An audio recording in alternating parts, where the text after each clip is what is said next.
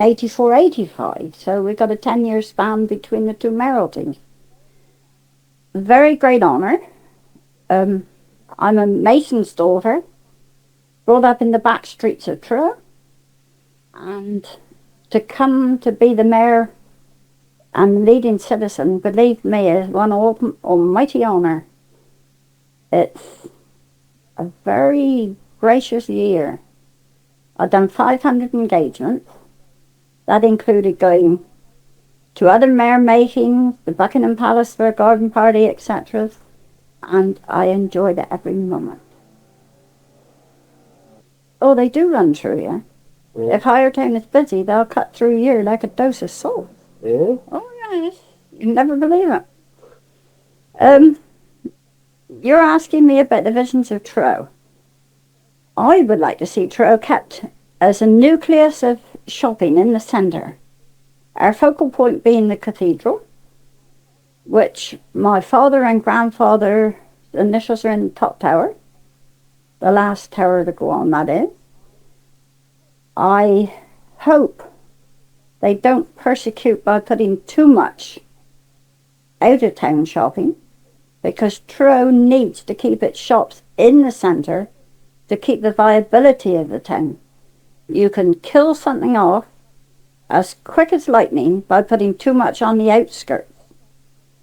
If they had a suggestion of a monorail type railway around Truro, where people could leave their cars on the perimeter lines, come to town, be took back to their cars, it would take pressure off everywhere. In Higher Town especially, where I'm living, it takes sometimes 12, 14, 16 minutes to get out of the estate onto the main road to get into the town. It's persecuting business, it's persecuting everybody's life, but the planners don't seem to think the people count. But they do. I fight tooth and nail over trees, planning, and any other property things that people want me to take up. I'll fight to the death for them. This monorail, where would it run to? Would it be like a ring? A ring around Truro, say going out about 4.5, 5 mile due rest. So as they stop every so often at halts for people to pick up, drop off. They can put their shopping on, they can put anything on there, parcels, etc. They can be taken back, get in their cars and go to their own homes. Easing the city centre. I don't want to see cars stopped from going through the city centre, don't get me wrong. But there's a lot of yellow badge schemes that are being abused. They need to check up on them, make sure that they're being legitimately used so that they can get in the town and park. Not people who put it on there because Grandad's got one and I'll take the car today and run into Truro and park anywhere to shop. Let's use the situation properly so that the disabled people, I am disabled myself and I've been for 25 years, can come into the Truro, shop where they want to shop, do what they want to do, not be persecuted out of the town because of willy-nilly parking by the people that don't care. I don't know if this is the type of thing you want, but living in Truro all my life, I've seen everything alter. Mm. The care for people is going. Too many people haven't got the time of day to stop and speak and say, I haven't seen you for a few weeks. Have you been sick? Is that because it's really a town trying to be a city? Well, the trouble is you've got a lot of people here now that weren't even born in the area. They've not got the same love nor feel of Truro as the local people have got. I must say, I go in the town perhaps 3 times, 4 times a week. I've always got time to stop and speak to people. It's a mercy my telephone isn't starting bringing its head off already, because I've had people so far and wide from Plymouth, Devon, and one from Somerset ring me to help with problems. Now, I'm only just one person. Mm-hmm. If I have got time to stand up and help the people, let everybody else do their share. It's no good to be a councillor on any council if you're not going to be prepared to sit and listen and then help. Because that is what you're in public service for. Do you think there's some kind of like, I don't know if it's the right word, sort of envy or even jealousy from places like St Austell and Canberra and Madrid, because Truro's sucked in all the trade, has managed to get all the good shops? I don't think it's so much that. I think it's to do with your whole people of the areas. You know, in Redruth, for instance, you've got a lot of buildings down there that is desiring being refabricated and reorganised and all like that, but they don't seem to have the initial get up and go. You know, I know in Truro we got a lot of charity shops and stuff like that, and a lot of shops have been taken over by banks and building societies and stuff like that, but you don't see them empty for very long. Somebody comes along within a few days and the for let signs are gone and the shop is opened. There don't seem to be that initiative and drive. And I think business, shall I dare say it, you hear this week on the television, the Devon ambulance celebrated the 5th birthday. Why don't they brag about Cornwall's Air ambulance? That one's been flying a lot longer. Never get a mention. Everything and everybody over the Tamar Bridge don't count.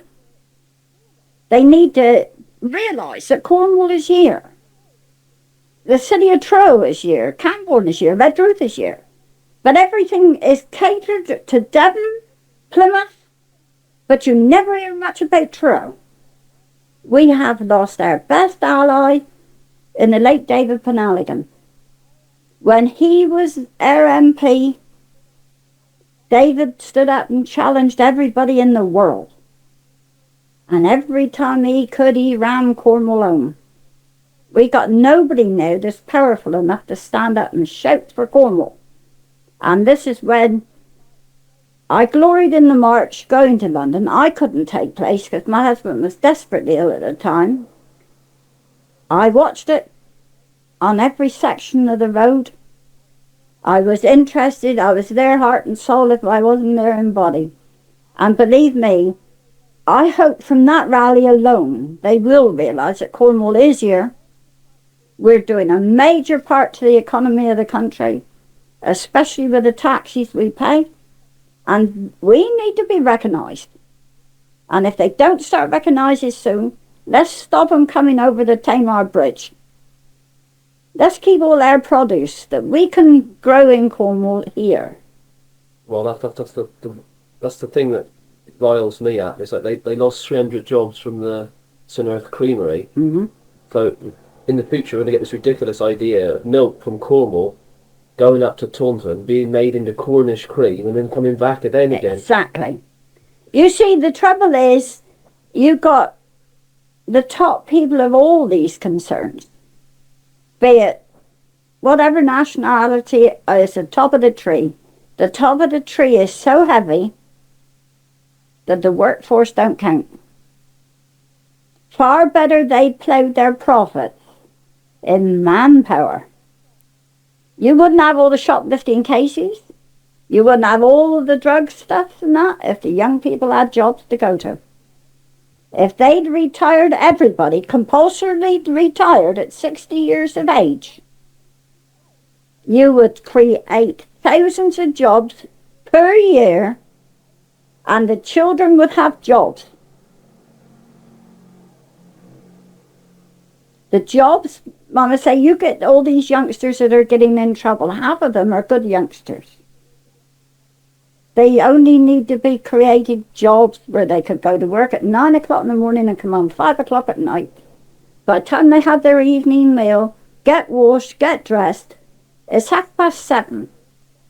They go out for a couple of hours. They know they've got to get up the next morning to go to work, and they would be more respected.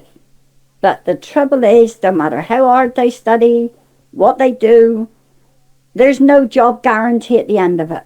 And this is where the biggest crime is coming out of. We got it here, we've got it all over the country, all over the world. Because too many people aren't looking at it in the correct way. Cornwall could be a lovely place, ideal place to live in, if we had the industry brought down here that it deserves. The trouble is, too many people are saying, oh, well, we'll take it from Cornwall, put it to Devon, it's easier. Why? We got mainline trains. We got the train service right down through to Penzance. We got airports in Cornwall. They could fly stuff. They could bring everything by rail instead of by road. And it could make Cornwall a thriving industrial place. But there's only the fact that they don't realise that after the Tamar Bridge there is people. I'm sorry to say it. Too much of a branch line mentality. Well, the trouble is, they think we got straw coming out our ears down here, but we haven't. And I say we know that we're the poorest paid people. The income down here for jobs is less than it is up in London. And I'll give you a for instance. I went to Kent a few weeks ago, in June in fact, and in Truro we were paying 28 pence a pound for Cornish new potatoes. In a market up there, I could buy 7 pounds of new potatoes, Cornish new potatoes, for £1. Now you give me the idea of that. They have got to be grown in Cornwall, transported to Covent Garden to be sold, and yet they can sell them cheaper than we can. There's no logic in that at all. There isn't. No, and if a farmer comes around selling them at the doorstep, he gets crucified by the media because he's doing it. Why? We could be self-sufficient in Cornwall quite well, easy. We got our farmers, we got cattle, we could grow our own corn, we could grow all our own crops. We could survive. But everywhere should be self-sufficient. Of course it should. Then you take all the pressure off the roads. Exactly. And that might mean being a bit more labour intensive, but then you're creating jobs as well. Here's your answer. If you got 5 fields of potatoes, they've got to be picked. You've got to employ people to do it. Maybe casual employment. But that person could look forward to having a nice pay packet for 5, 6, 7, perhaps 2 or 3 months. And they wouldn't feel charity cases. And this is where a lot of it is coming in. A lot of the bad feeling is because people haven't got jobs and they have got to go cap in hand to find wherewith to live. And it's not teaching the young people the correct way. Don't you think Truro suffers more than most? In that a lot of people have got good jobs that came to Europe to live, but they live elsewhere and they commute in and commute out. This is the problem. And not enough. You take a lot of the new shops that are opening, specialist type shops I'm thinking of, they bring in their staff from other shops, from outside. So therefore, again, it means to say you don't get any local people to be used in those shops. And half of the shops these days are going part-time. You take a little young chappie, leave school, get a job. What happens? They get part-time employment. They get romantically involved with a young lady. And where can they get? They can't get on life's ladder. They're not earning enough money to be able to buy anywhere, nor buy furniture. And it's very hard. And that is degrading to any young man. I don't care how old they are. You yourself come home at the end of the week with your pay packet, you've earned it. But you wouldn't want to go down to the dole queue and queue up and ask them to pay your bills for you. because it would be degrading to you as not only a person, but on your own conscience. Well, I've been there, and I've got 3.5 years of being on the dole. Couldn't get anything. No. Nothing at all, so... Well, I left school at 14. I left school the Friday dinner time, because in those days, your summer holiday started at 12 o'clock when you finished school. And I was in work on the Monday morning. I had no holidays of any sort for years. I was married when I was just over 17. I had my first son when I was just over 18. And I had just last November the 9th celebrated my golden wedding anniversary. And marriage is a thing that you can work at. No good for you to storm out the door because you have a fuss. You got to sit down and sort it. And sort it you got to. You get your rough patches, you get your smooth patches. Yeah. Kids will cause havoc if you allow them. We got 3 children, or now he's gone, but we've got 3 boys. They wouldn't walk in here and argue with me. Not even my grandchildren would argue. I wouldn't hit them. Just a blasters in there. But I think children today have got an awful heavy life. They're not, Mama say, the government are saying the exams are too easy. They don't understand the studying some kids have got to go through. And to think that we in Truro haven't got openings for our own kiddies as they leave school is disgusting. Because even if they only went in sweeping streets or being a gardener, so long as there's an opening there for them when they leave school, they can go into something and be trained. Because this is what you need. You need basic training for everything. Manners. The ability to talk to other people. Not look down at them. Talk to them. Sense of community. Have you got that in Truro, or do you think like there's stronger communities in like some of the surrounding villages? Well, some of the surrounding villages are very much married together. You know, in the sense that they know everybody. They all go to the same things. They look after each other's health and the well-being of everybody. Whereas in Truro, it's not like it used to be years ago. I used to live in Moresk Road, and that is where Hardy's carpet shop is now. Now, when I was married, born in the house, married in the house, and had my oldest son in the same house. And if anybody was ill in that street, one person would do the shopping for them, one person would do their cooking, another person would do their cleaning, another person would do their washing, and the kids were always looked after. And it was a proper family type attitude street. And yet they were all basically very poor, low-waged people, but the sense of achievement that they had and the rapport with each other was missing these days. So how would you get that back? Well,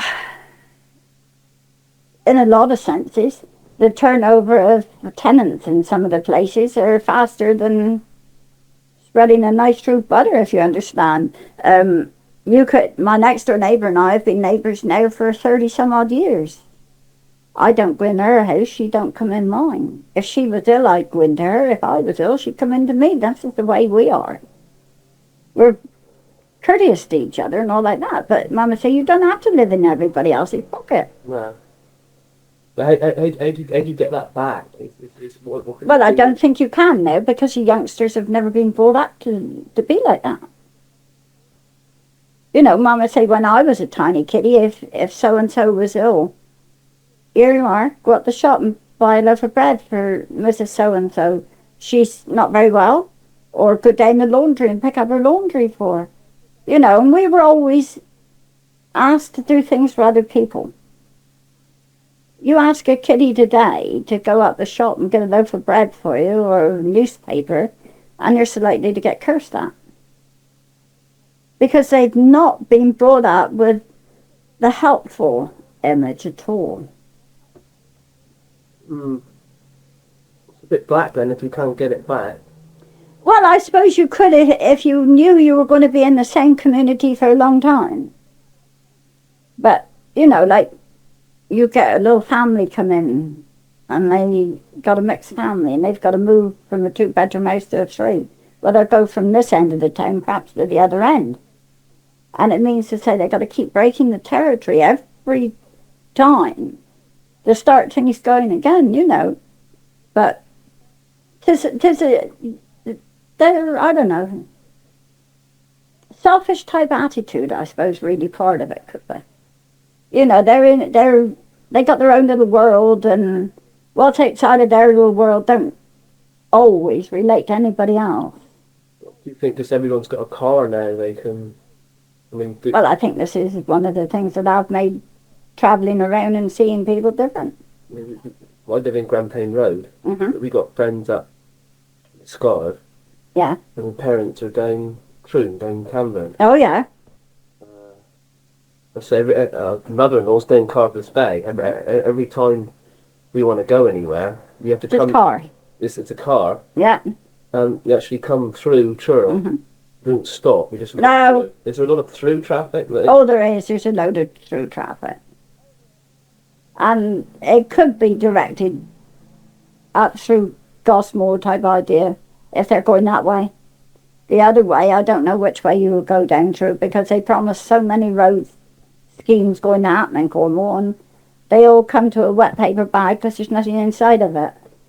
I think what you need to do, for Truro especially, because we're in a basin, and you've got development on all sides, and somehow you've got to go from A to B, and the way across, I don't know.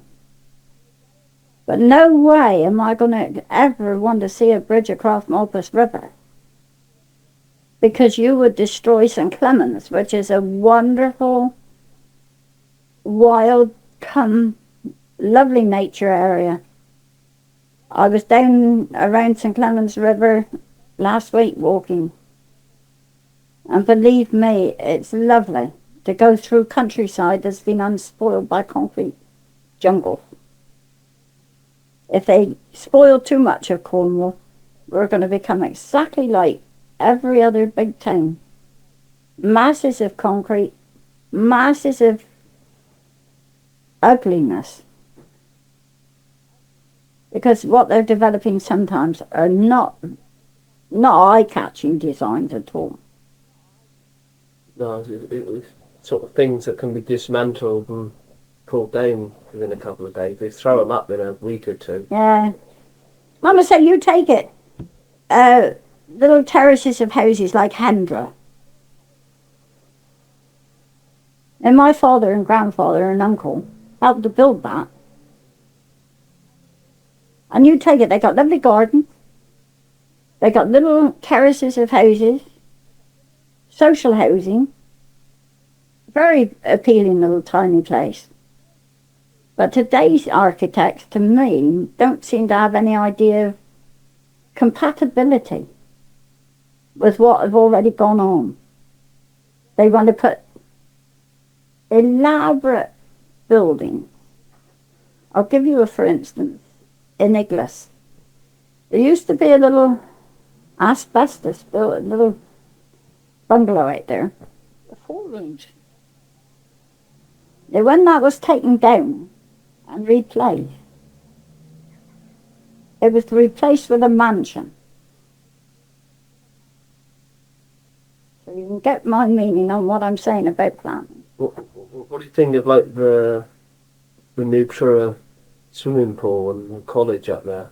Oh, has red rag to a pool, I don't. Should never have gone out there. They should Hang have... on a minute. Oh, I'll shut that window, man. What the? If you're just shutting in, then it'll be easier. That's right.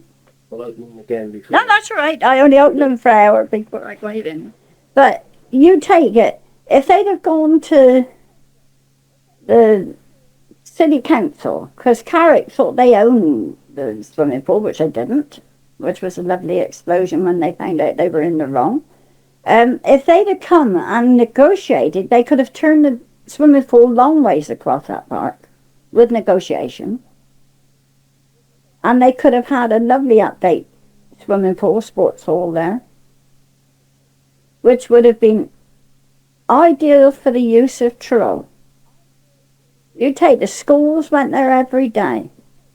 Now a family of say 4 kiddies going to school between the ages of 11 and 5, they used to pay 50p a week to go swimming.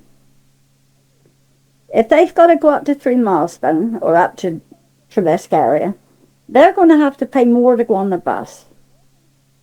And if they've got to pay more than their 50p, the money that they're putting out for their children to have a swimming lesson is a meal less on the table. And these days, you have got to look at money. It's no good to turn around and say, oh, it's not going to be much. But when you go out to that college, there's going to be about 2,000 students. They'll want to use it. You've got your swimming clubs that want to use it. You have a lot of office staff who think, oh, gosh, it's hot. I'll go and have a swim with my lunch hour. They won't be able to get out to there and back again to their offices in an hour.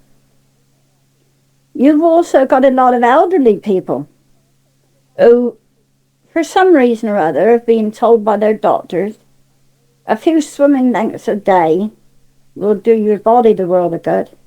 They won't be able to use the pool because it will be so used by 2,000 students plus all the other things.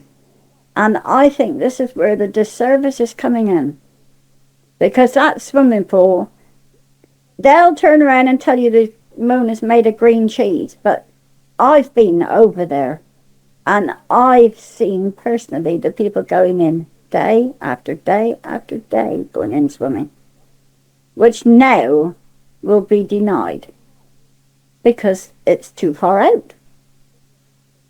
You take Highertown, it's murder to try to drive through. You get an hour, you say you leave your office at 1:45 and you've got to be at your desk again at 1:45. You get in your car, you've got to drive 2.5, 3 miles to get out there. You've got to find somewhere to park, have your swim, get dried, have some lunch and get back in an hour. Impossible. And that's all messed up really by the two-way journey. Exactly. You know what I mean? There may be a wonderful thing. But I still think they would have been better off maintaining the one in the town. Because you had a lot of visitors come to Truro, and the first thing they say is there a swimming pool? Yes, and you say where it is, and they go and they have a swim, they pay for it. Didn't they say they weren't paying? But now, how do you direct somebody who will say, with a young family from the centre of Truro to the new swimming pool, and when they get there, they can't get in because it's too full? It's not going to do any good to the tourist industry for Truro at all. Is there a case for having 2 pools? Well, I should have thought so, but then they're so expensive to keep going. After all, ours have never been anything else more than put out for a fire service, fire station. That's the original use of that. The fire engines used to be at the back of the city hall, the walls. Then they had bigger engines and they couldn't get in and out there very well, so they put them over to Hendra. And it was the auxiliary fire service. They allowed them to build the station there for the fire brigade. And this is going back donkey's years. That ground over there doesn't belong to anybody more than this. It's dedicated to the children of Truro for recreational purposes. Those two parts. It doesn't belong to you, me, nor nobody.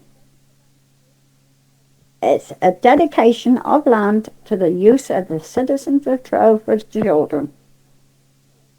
Now, when the fire service moved, they decided to turn it into a swimming pool. Very good. I'm not complaining that it wasn't a good idea, but with foresight, it's a pity the building wasn't destroyed and rebuilt. Because if it was rebuilt, it could have been done on a different attitude to what it is at the moment. The building at the moment is getting very old. I had a brother that worked in the AFS, so I know what I'm talking about. And it's had no structural improvements. I'm not saying they haven't done it up occasionally, but the outside of the building has never been touched. And it's got to look tatty. It could have been made to look something so much better. In fact, I would love to have seen it, if we could have afforded it, that is, to have been torn down and redesigned. Thank you. Better. But they haven't got no idea of how to be put on things for Truro. Everything that have been put on in Truro have always been sabotaged one way or the other. Yeah? Oh, yeah. What about this, Go on. What do I call it? Do I call it Truro City Hall, or do I call it Hall for Cornwall? Well, what impact is that going to have? That's going to have a big impact, because it's going to be a universal hall. It's going to be a utility hall that can be used. The seating can be altered. It can be taken out for flea markets or dances or anything like that. You can have a boxing ring put in the middle and the seats all put around it. You can have mannequin parades. You can have shows. It's going to be very versatile to everybody, providing, and this is a big one, providing the price is right. The flea market alone have been asking me to intercede, which I've started to get them in there for December and January. Now, in those 2 months alone, they're losing, if they don't let them have it, they're losing anything up to £20,000. What were we on about? Well, is it City Hall or is it all for Cornwall? Well, they haven't actually decided. I suspect it will be Hall for Cornwall, but they could have underneath in bracket City Hall. But as I say, it's going to be a universal thing that can be used for everybody. And I hope they don't price themselves out of the top. They got to look at the fact that the area of Cornwall is a poorer area than some. And if they want it to be used, they have got to be compatible with people's ability to be able to pay to go to see these things. I, for one, hope it goes with a rolling success, because we need somewhere in Truro where you can hold things. We've had nowhere for a long, long time that have been desirable to have things in, because it got to be quite a tatty building inside, and the rain was coming through the roof. It was cold. Terrible acoustics in there. Oh, awful. This will be lovely when it's actually finished. And they've got disabled facilities, which is another good thing. The entrance to the hall will be at the back end on the Lemon Quay, which will be the best way. Because if you've got coaches of people coming for any production, they can drop their passengers, go down to the green and park up, and easily accessible for everybody. And it has been one of the things that we in Truro City Council have been involved with part of the talking about these things, and we've seen demonstration models of it. And it should be quite a universal place. It could attract some of the bigger name shows then, which I hope if it does happen that way, that people will support it. But there again, like I said, you've got to remember the viability of the people to be able to pay. You can't expect a person to go in and pay perhaps £25 to see a show when they've only got about £60 a week to live on, because people couldn't afford it. You know, in Trow, especially around Trow, now you've got a lot of retired, I'm not going to say old people, but retired people that maybe they've been thrifty in their lifetime and they can afford to spend a few pounds extra for something special. On the other hand, if they're living on their pensions, you've got to take all this into consideration. I'm going to say you can't turn around and spend £100 a week if you only got £50 coming through the front door. I hope this will help you with your inquiries, because I have been delighted to say my side of it. What sort of inquiries? Just sort of trying to get sort of a feel for the place more. Mm-hmm. It's well, I've got lots of friends that live outside, sort of commute in, mm-hmm. but apart from Bert, I don't really know anybody that actually lives in Truro. Oh, give me Truro every day of the week. I moved away for 10 months to live in Devon, and it was the worst 10 months of my life. We came back to a 3-room cottage, no electricity, no sanitation, and I'd sooner live in that condition than live up the country. To me, Truro is the best place on earth.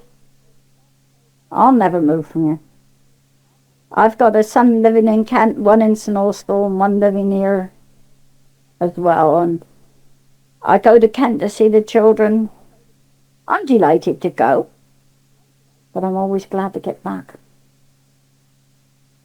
My life is here, and if anything I can do for Truro people, all they got to do is phone. I take up cudgels for everybody. I don't pick and choose.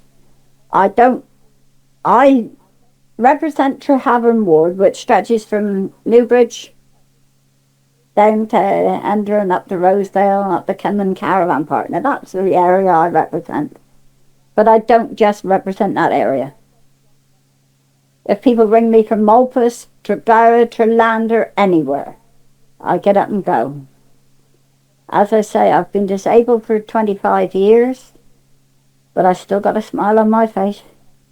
I don't ask for nothing, and I don't give nothing. But if anybody want my help, all they got to do is ask. That's what I went into public life for. I've got, well, so just over 18 months or so to go now before I got to go for another election or make up my mind if I'm going for another election. We'll have to see which way the wind's blowing by then. Yeah. I should be 70 by the time I finish this term of office. Yeah. And I don't think there's many people cover the mileage I do without a car. I haven't got a car. My son has, but he's working. And I turn around and I taxi or public transport, and I get to people. I don't say I can't do it because I haven't got a car. Good taxis here in Truro? Wonderful. The best taxi service of a lot is city taxis. They have supported me through thick and thin. They, when I was made deputy mayor, they provided transport for me. And by provided, that means to say there was no bill. When I was mayor, I had a stretch limo, the maxi, 2 taxis, from 5:15 that night until gone 12 o'clock. And I had no bill. And they ferried everywhere for me. Another occasion I had a half a day out with Princess Anne, the Princess Royal, and I had a taxi that day, or not a taxi, a limo that day, with a chauffeur. I didn't pay. Another occasion, the town clerk, Colonel Myra, and myself were invited to go up to see Mr. Evans, the Chief of Police in Exeter. I had a chauffeur-driven car that day, the owner's car, brand new, took me to Exeter, looked after us and brought us back, and we had no bill for that. And that's the type of person that needs to be thanked. And they know I thank them. They gave me an honourable duty while I was mayor to present a certificate to one of their drivers for 30 years of coach driving on the continent. It happened to be a cousin of mine, which was lovely, and in return I gave them a engraved plaque to go on their office wall to say thank you for all they've done for me. And if only people worked one with the other like that, the world could go a happier place. Good little story. Yeah, we've had some wonderful times out. Marvellous. You know, you go down to Helston Flora and stuff like that when you're mayor, and it was lovely.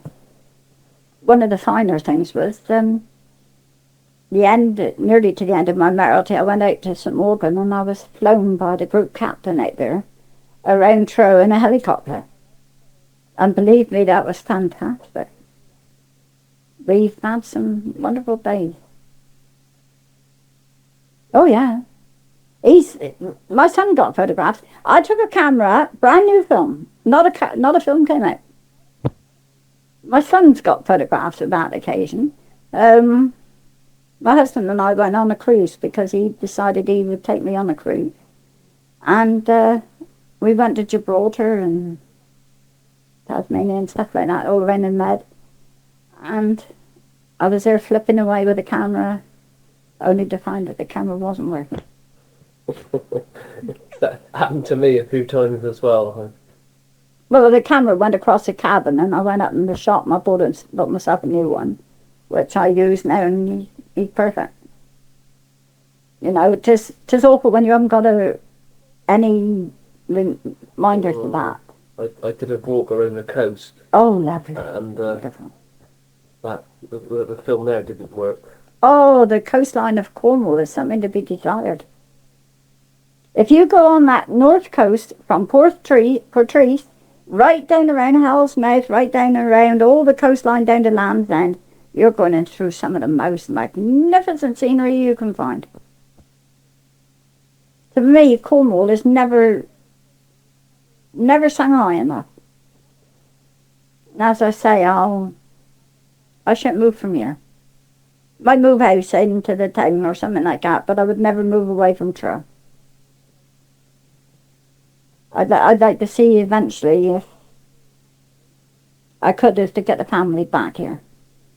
The one from Kent and North all get into the nucleus of Trow where we could see each other a lot more often. Work for the city. Oh yes, naturally enough, the city is the main important thing. A lot of people come here, we get thousands of visitors, and the first place they make for is the cathedral. The second most popular place is the museum. And this is things we got to stand on our legs and sing about. Everybody else get handouts from Europe, from everywhere else to support their place. Trow don't get nothing. How often is it you've heard in your lifetime of a big amount of money coming in to portray anything good for Trow? Never. I must say, if we had some of the European money come in to help to keep some of our most famous buildings going, refurbishing and readjusting anything that we need, like the town hall and stuff like that, it would be an asset for Trow. Do you think Trow is like the focus of Cornwall then? I think so. Is it right to call it the capital? It is the capital. You can't do no denying. Truro have always been the capital. It's the only one you got in Cornwall. Everybody else tried to jump on the bandwagon, but Truro is your main capital. And I said we've done very well this last 4 or 5 years with royal.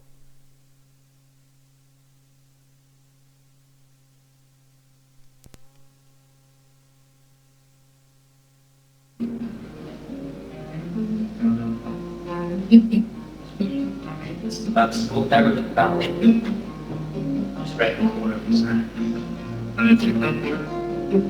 Then I got place to go. Down, down, down, down, down, down. Here it goes. Down, down, down, down, down, down. Here it goes. White sunbeam, silver thread through the winter sea. Here it goes. Tales of time bygone, trip in reach. Down, down, down, down, down, down. Here it goes. Sure I saw the seals eyes staring abandoned me. Down, down, down, down, down, down. Here it goes. Sure I tossed the burning thoughts across the swollen sea.